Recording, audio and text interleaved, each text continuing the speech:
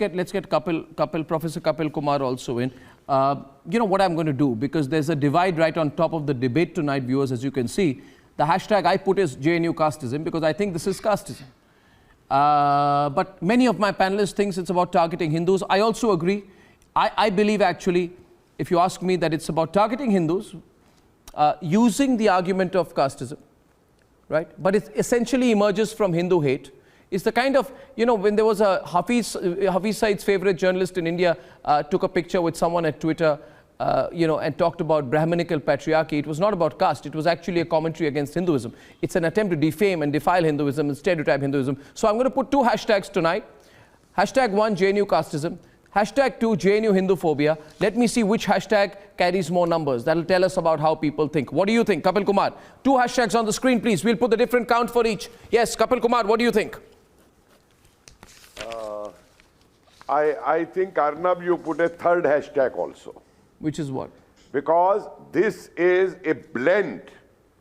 This is a blend of anything that can be anti-India. Whether it is a call for genocide of Hindus, whether it is against casteism, whether it is against Indian nation, whether it is against nationalism, it is a part of the toolkit which has been prepared long back outside. And as I have been saying since 2014, that terrorism has many shapes. And my suggestion here is that, you see, the writings have been there on the wall, which has been written. That means the handwriting is there. Why are we throwing the blame only on the JNU authorities, which are weak, which can't do anything? But why doesn't the NIA act on this?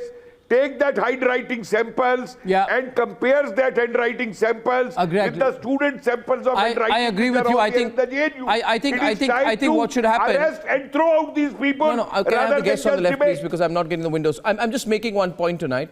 I agree with you. And don't jump at what I'm about to say and do those typical things like I'm a right-winger. I believe that the professor is correct. Handwriting analysis should happen. The National Investigating Agency should be brought in. All the anti-terror squads should be brought in. Absolutely. The people who wrote this should be caught under sections of the UAPA and anti-terrorism rules. And the toughest of sanctions should be put against them, along with imprisonment and very tough sections which you would use against members of the Al-Qaeda or members of the ISIS should be used against them. That's the only treatment, because they have said, and viewers, you know what, some people are saying, Arnav, you're exaggerating. I'm not. You know what they said?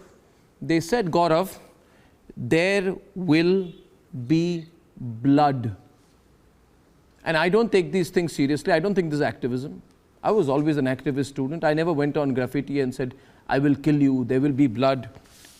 People from this caste go back. Brahmo Baniyas, we are coming for you. It's no different from terrorist Shariq's graffiti, which before the Mangaluru blast, where he said, do not force us to invite the Lashkar-e-Toiba and the Taliban to deal with Sanghis and Manuwadis. It's the same thinking.